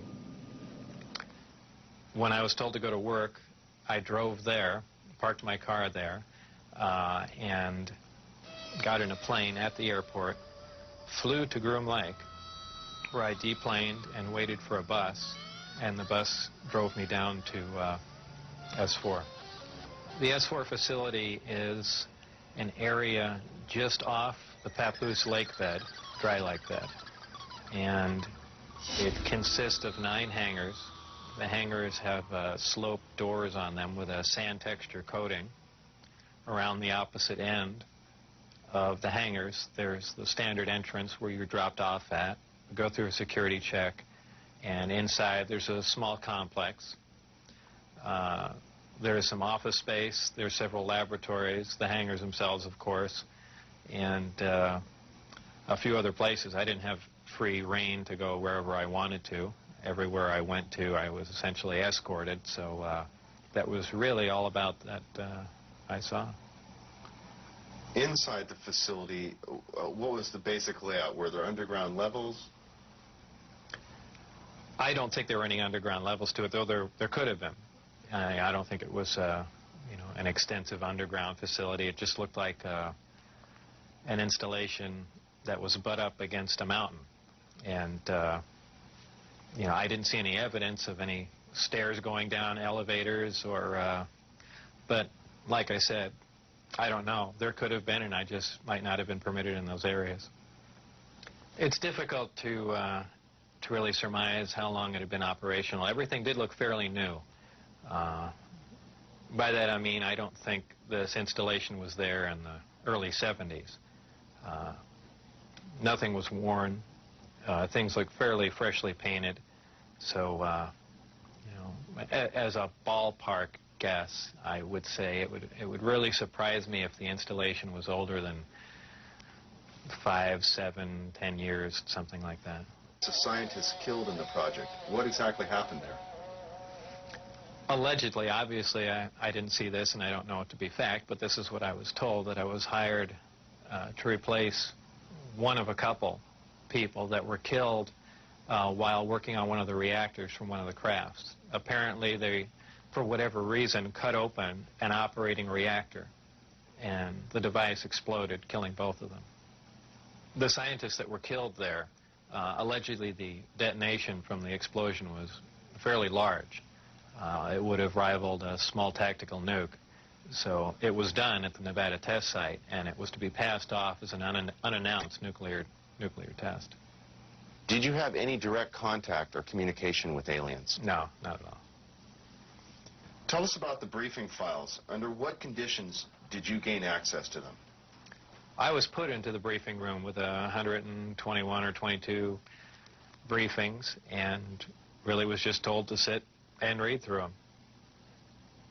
I think they were there just to mainly educate me on what was going on. They weren't a complete in-depth explanation on everything else, but just essentially a brief synopsis on some of the other projects that were going on there.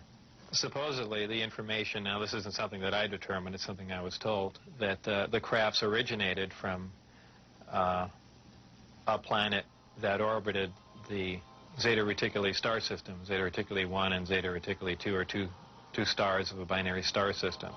The craft allegedly came from there.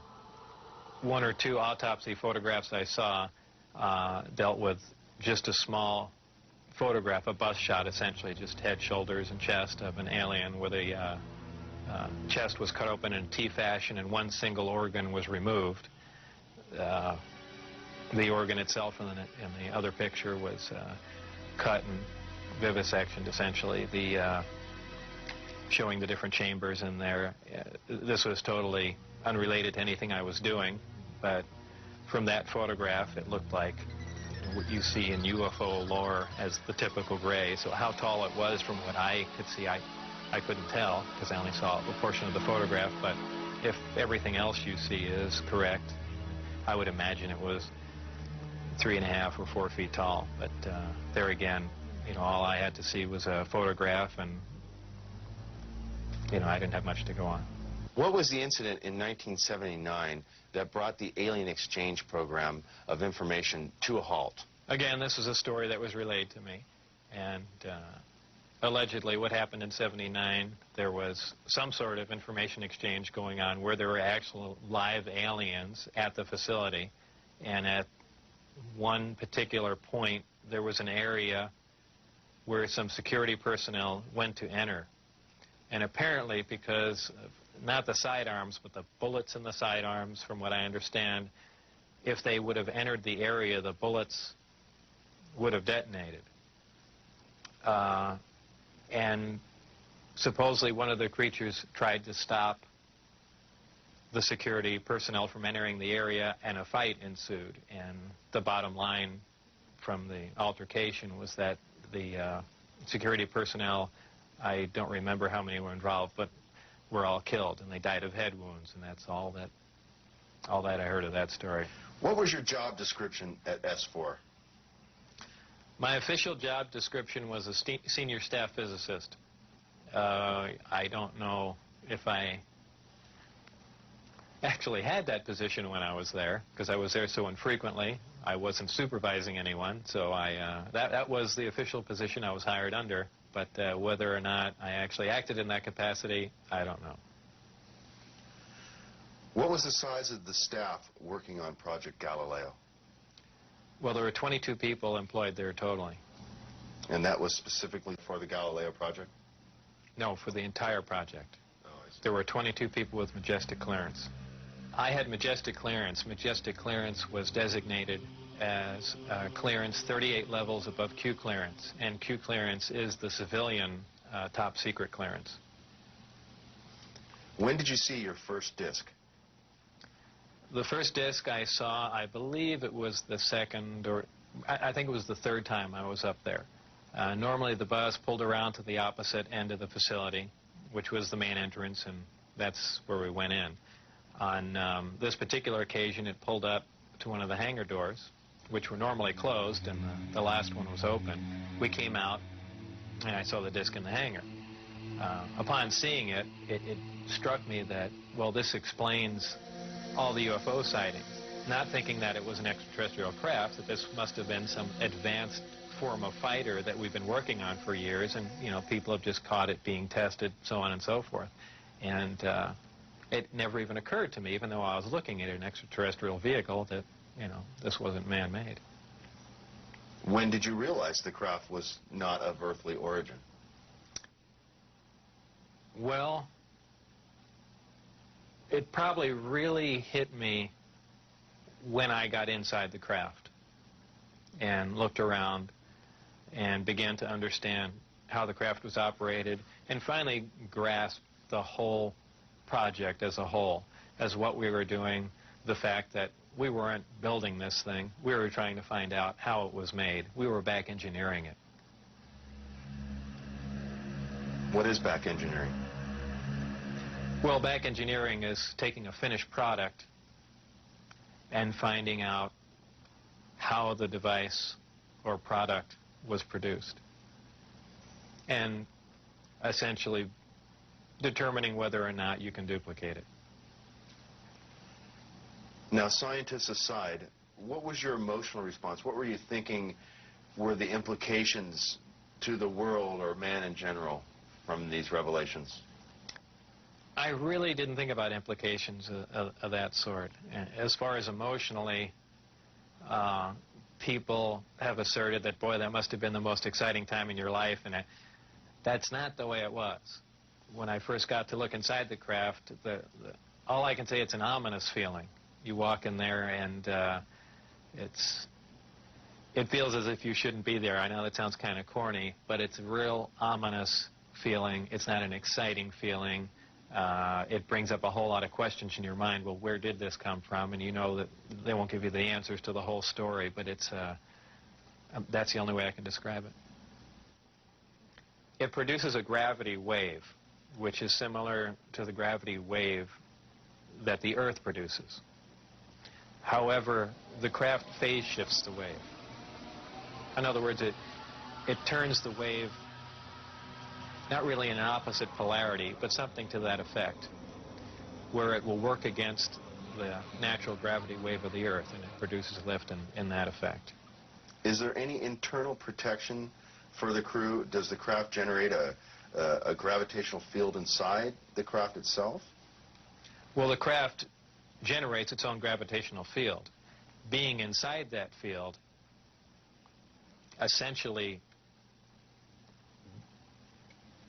doesn't shield you, but essentially you're in, and this is a terrible way to say it, almost in a different realm, because you're now influenced only by that gravitational field. For instance, people wonder how a craft like this can make a turn at such high speed, a 90-degree turn, when they would imagine people slamming up against the wall or something to that effect. Well, that really wouldn't happen. Inertia would have no effect.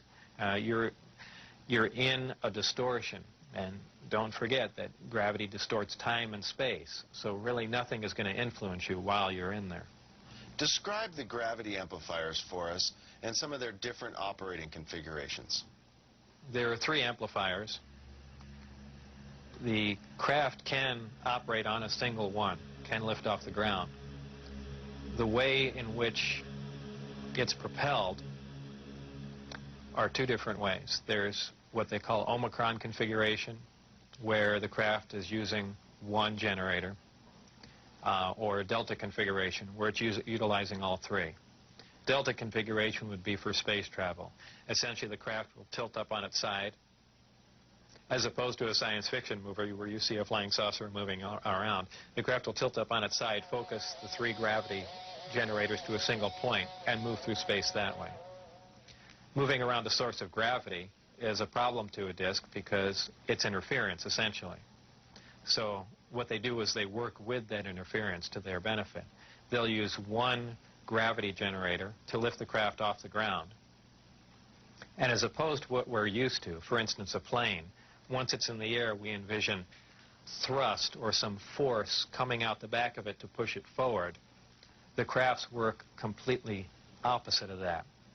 What they do is once they're hovering in the air, they'll swing the 2 remaining gravity generators up in front of them and create a distortion, essentially a downhill, and the craft rolls downhill for infinity. It's always chasing a little distortion. That's why they look goofy when they fly around at low speed, because they're essentially, and any time you run over, the gravity field around the Earth is not completely constant and stable, depending on the minerals and density of the Earth underneath it.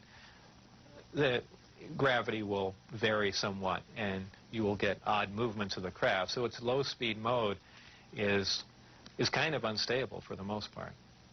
I only witnessed one test flight up close, officially. That I was just inside the hangar.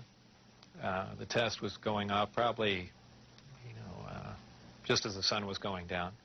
And it was a low-performance test. I believe there were some pilots or test pilots in the craft. The craft must have been retrofitted to fit them, because the seating arrangements were really not accommodating. They were in radio communication with the craft, which is kind of surprising to me, because the gravity waves that the craft was producing should have distorted the radio waves also. So apparently there's something there that I don't understand. The craft lifted off the ground, virtually noiseless, other than a small corona discharge on the bottom of the craft, indicating the presence of high voltage. That dissipated at about 30 feet, and it stood there completely silently, and moved over to the left, to the right, and sat back down. That was the entire test. However, that was an extremely impressive test. Maybe to someone that really knows little about science or anything, that wouldn't be a whole lot, but you have to realize this craft was about 52 feet in diameter. I don't know exactly how much it weighed, but it weighed a lot. And this was quite a scientific feat, to lift something completely silently, under control. and you know, perform a maneuver like that. The craft itself was, I assume it was metal. It was cold to the touch. That's why I say it was metal. But it was a brushed aluminum, actually just an unfinished stainless steel, not shiny finish to it. Had no seams. It was as if it was injection molded from one giant die. I was completely amazed. I can't really reflect on how it made me feel, but that was exciting. How would you define gravity? Could you describe in layman's terms its basic principles for us? Gravity is something difficult to explain because it's something that we essentially don't understand. It's just something that we can observe. Not much is really known about gravity. There are many theories about it, but they are just mainly theories. There's theories of gravitons, which allege that these are these subatomic particles that act like an attractive force like gravity that exchange between two pieces of matter. There is also a theory that gravity is a form of wave, an electromagnetic wave. But basically, gravity is a force. It's the attraction. Well, it's the inherent property of matter to have gravity, a mutual attraction for each other, and it's basically all that we really know. Modern science, current science, right now, identifies one gravity. It's one force in nature. Apparently, through research at S4 or information gained from one of the crafts they were researching there, it appears that there are two different forms of gravity. One form works on an atomic scale, on subatomic particles, holding pieces of matter, holding atoms themselves together. Another works on a larger scale, the scale we're most familiar with, holding planets in orbit, holding ourselves to the ground, things of that sort. Because it produces a gravitational field, I wouldn't say the craft is invisible during the day. However, if you're under the craft, because of the way the gravity is being used, gravity bends time and space, and it bends light. If you are looking underneath the craft or from certain vantage points, you will actually see what's above the craft. It's really a trick of the way light bends under the influence of gravity.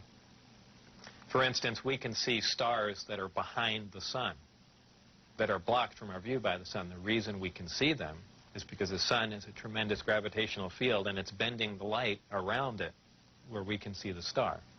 Space-time and gravity are all essentially interrelated. They all act on one another.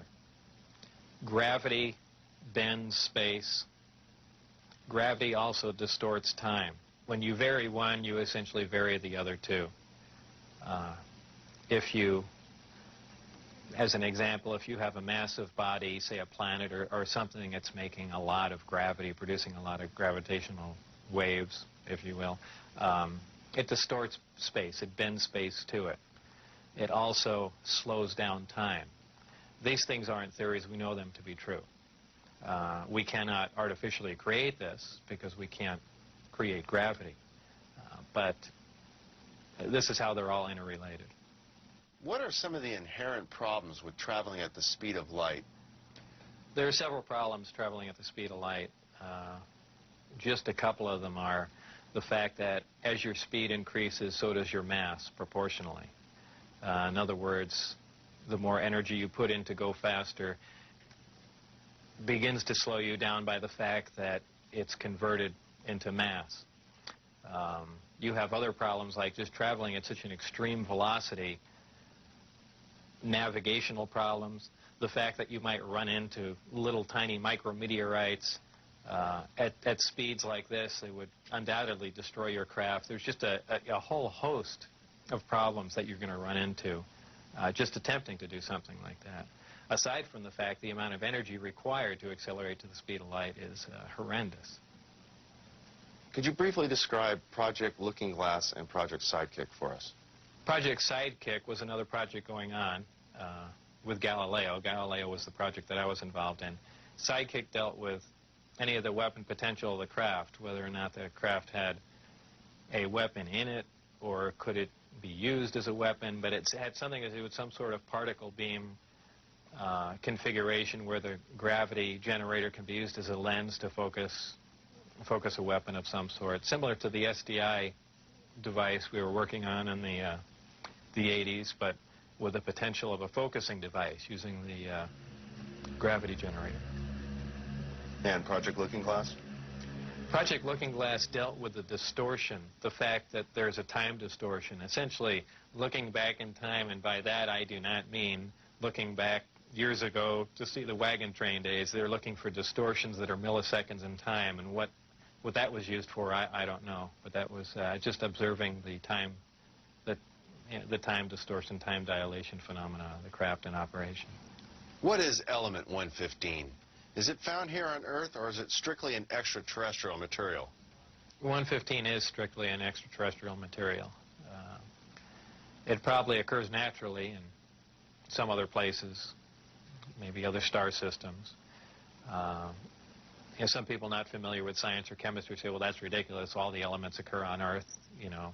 But that's not true. There are elements on the periodic chart that aren't found on Earth. I believe the Heavy Ion Research Lab in Darmstadt, Germany, has reached element 112 recently. So 115 isn't that far away. And when they synthesize it, it's not like they're making a couple ounces of it. They're talking about 1 or 2 atoms of it. To make any usable quantity of a heavy element like that is virtually impossible. Element 115 is in the top of the reactor. And the base of the reactor apparently is a small, something similar to a cyclotron. It's a particle accelerator. A particle is accelerated to high speed and then deflected up a small tube, and it's aimed at the 115. This transmutes the 115, similar to the way we do that in a normal particle accelerator. This causes a reaction, a radiation emission that we really haven't seen before. It produces antimatter. This antimatter is guided down a tuned tube and reacts with a gas. When matter and antimatter react, they convert to 100% energy. This energy is converted, heat energy, is converted to electrical power in the reactor itself. This is done through a thermoelectric converter. And this electrical power is used to power other subsystems on the craft, though there is no wiring, you know, as we would know it. Also, that's almost a byproduct of the reactor. The reactor also sets up a gravitational wave from the 115 being bombarded. This gravitational wave was present at the top of the reactor and is essentially guided in the same way microwaves are guided, through tuned tubes. And this goes to their amplifying cavities and through the projectors that are in the bottom of the craft. With the gravity generators running, is there thermal radiation danger to the crew? There is no thermal radiation while the reactor is running. The thermionic generator is 100% efficient, which is in violation of the first law of thermodynamics. But in fact, it works. Element 115 is stable. And for those familiar with chemistry, we know that elements with higher atomic numbers have shorter and shorter half-lives. However, when you reach a certain point, they call it the island of stability. There is a place, and we've theorized this for a long time, somewhere around 114 to 116, there should be an area in there where the nucleus of the atom is geometrically stable with protons and neutrons, where it no longer decays. It's not radioactive.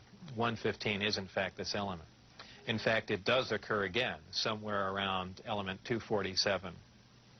Of course, you know, we're nowhere near synthesizing that. We can only, you know, predict things like that. But that's where 115 is. Did the aliens, give us element 115 in large quantities? Whether or not it was given to us, I can't answer that question. However, I was told that we have 500 pounds by one of my co-workers. How it was obtained and, you know, where exactly it came from, I don't know. Whether it came in one of the crafts or, you know, it was separate cargo somewhere, anyone can speculate. But I was told that was the figure. You were able to get away with a sample of element 115. How much did you get away with? No comment. Nighttime test flights, unofficially, while off the base. What did you see?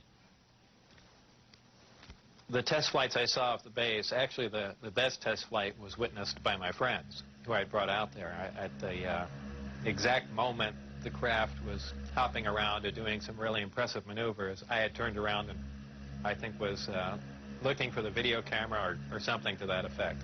But I missed some of the most impressive maneuvers.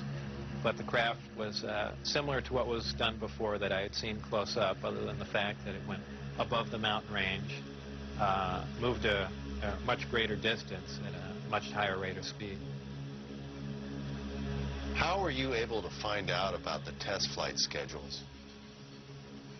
The test flight schedules were told to me specifically because I was probably going to have to be present during those times. And at that time, the test flights were taking place on Wednesday nights. And from what they said, that was because that was statistically the least amount of traffic in the area. And that's all that they were concerned about. Does the propulsion system release any sort of discharge or exhaust? There was a high voltage discharge on the bottom of the craft, but as far as there being an exhaust, there was none.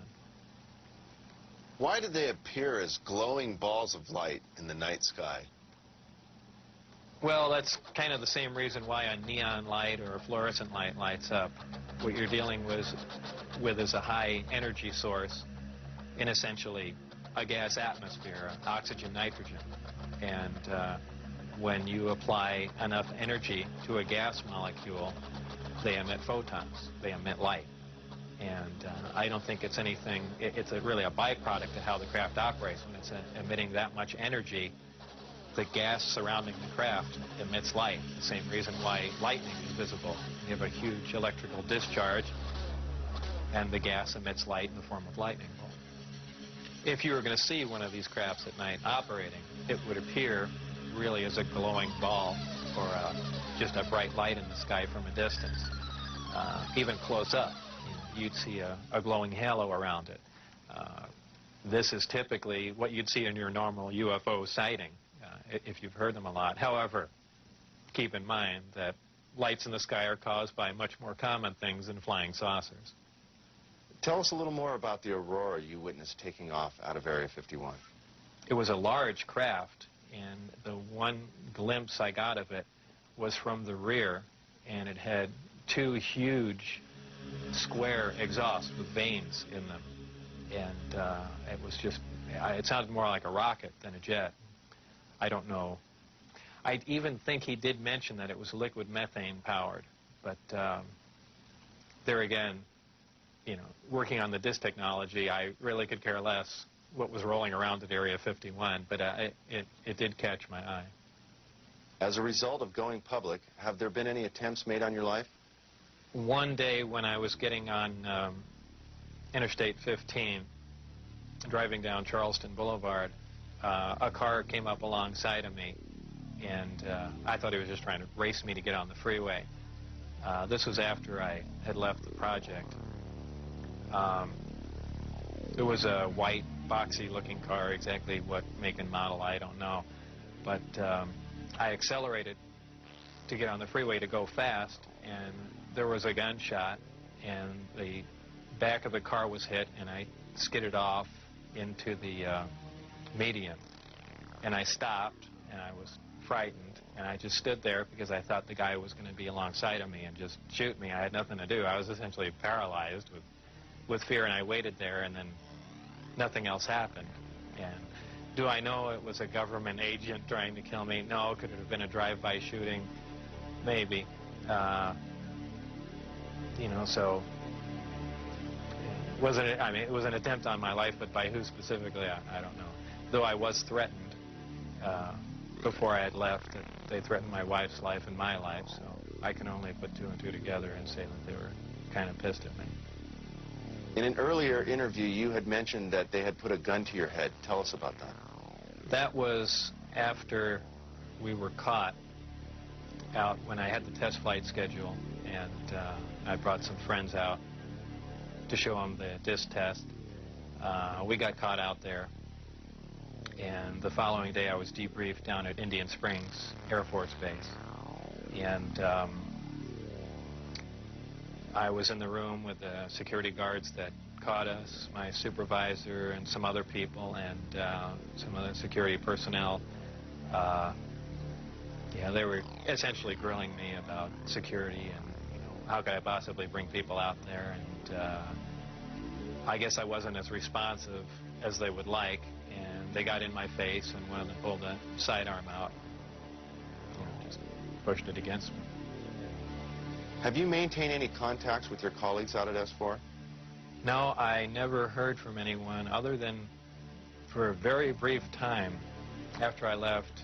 Dennis, who was my supervisor, did try and make contact with me at the meeting place was the Union Plaza Hotel, and I took a friend of mine, Gene Huff, down there, and another friend, a former colleague and scientist from Los Alamos, and we saw him, but I also did recognize some security personnel walking around there from S4, so whether or not it was a setup or what was going on or he was trying to talk to me, we never found out, and we left. It just was a real strange situation. I never heard from him since. As we enter the 21st century, how has your experience changed your beliefs? Well, if you want to word the question, how are my opinions changed, I would say considerably. Before I was at S4, I was more or less one of the guys that thought, you know, all these government conspiracy and UFO buffs and things like that were complete lunatics. I even remember before I was involved there, a friend showed me a little newspaper clipping and said John Lear was giving a lecture who was touting that aliens from another world came to Earth and there's 70 different species. And I remember laughing on the phone that this guy had lost his mind. And I was also under the impression that, you know, boy, the government's all for the people, and they, you know, they're out here to protect us and all that. You know, after the experiences I had there, everything is completely turned around. You know, the government is doing everything but looking out for us. I mean, the only thing they're looking out is for themselves. You know, obviously the ET craft do exist. Something had to build them, so there must be aliens. And since there are, and the craft are there must be some sort of factory and an entire civilization somewhere. And if in fact that is true, and it apparently is, then there must be others. Actual crafts and technology from another world. And that's probably the most important event in history. It kind of moved from science fiction into reality, in my mind. And it really just, I guess, opened my eyes. We can duplicate it. If we can understand what a device is or how something operates or what its physical makeup is, that's great. But if we can't duplicate it, it's useless to us. So there's really two phases to the project going on there. It's understanding what we're looking at, and then once we understand it, is can we duplicate it with earthly materials and earthly technology? And, you know, unless we've got a handle on both of them, all that technology is useless to us. And if it turns out we can't do that, all we have is one single prized possession that we have to take care of, and that's it. After all that's been said and done, would you do this over again? What would you do differently? I would probably have played along for a longer time. I would like to have known a little bit more about the technology, and probably kept quiet if I could have, and possibly never have said anything. I almost wish I had done that. You know, it's it's really only caused headaches and problems. But I believe if I was given the opportunity again to go back in time and redo it, I think I pretty much would have just shut up and gone along with the program. I would have much preferred that instead of the Navy or whoever it was that hand-picked a few renegade scientists here and there, that they turn it over to some more qualified people. Obviously, I was not the most qualified person on propulsion or field propulsion or anything of that sort. I was just some guy. I mean, they could have picked, I could have named 10 or 12 other guys that were more qualified than me. But, you know, if they turned it over to the scientific community and not just a couple guys here in the United States, I mean, you need a large group of people in a large lab to research what's going on there, not a little quiet installation. It's the security itself that prevents them from getting anywhere. I mean, they never do work hand in hand. You can't have a military mind. Science itself must communicate. You have to have a free exchange of ideas. That's how things progress. And when you clamp down on a security system like that, where you work in isolated groups and ideas cannot be exchanged, you don't get anywhere, and that's the problem they have. What does the future hold for Bob Lazar? Well, I'm not really involved in any of that stuff anymore. That's kind of put behind me. I have my own businesses that I work at, some computer graphics, some consultation, other technical jobs, radiation detectors, and a few other things like that.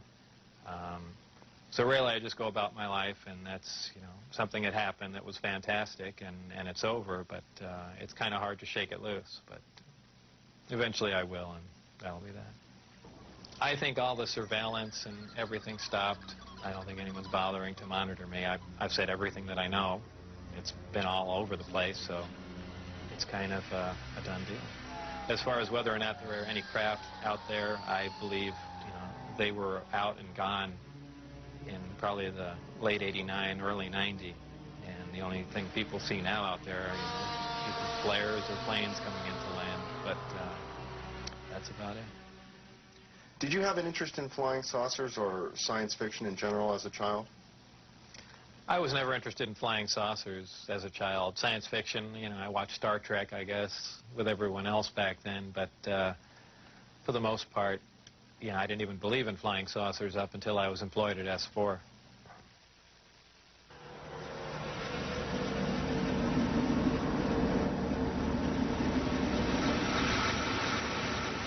I couldn't help at one point in my discussions privately with General Secretary Gorbachev, when you stop to think that we're all God's children, wherever we may live in the world, I couldn't help but say to him, just think how easy his task and mine might be in these meetings that we held if suddenly there was a threat to this world from some other species from another planet outside in the universe. We'd forget all the little local differences that we have between our countries, and we would find out once and for all that we really are all human beings here on this earth together.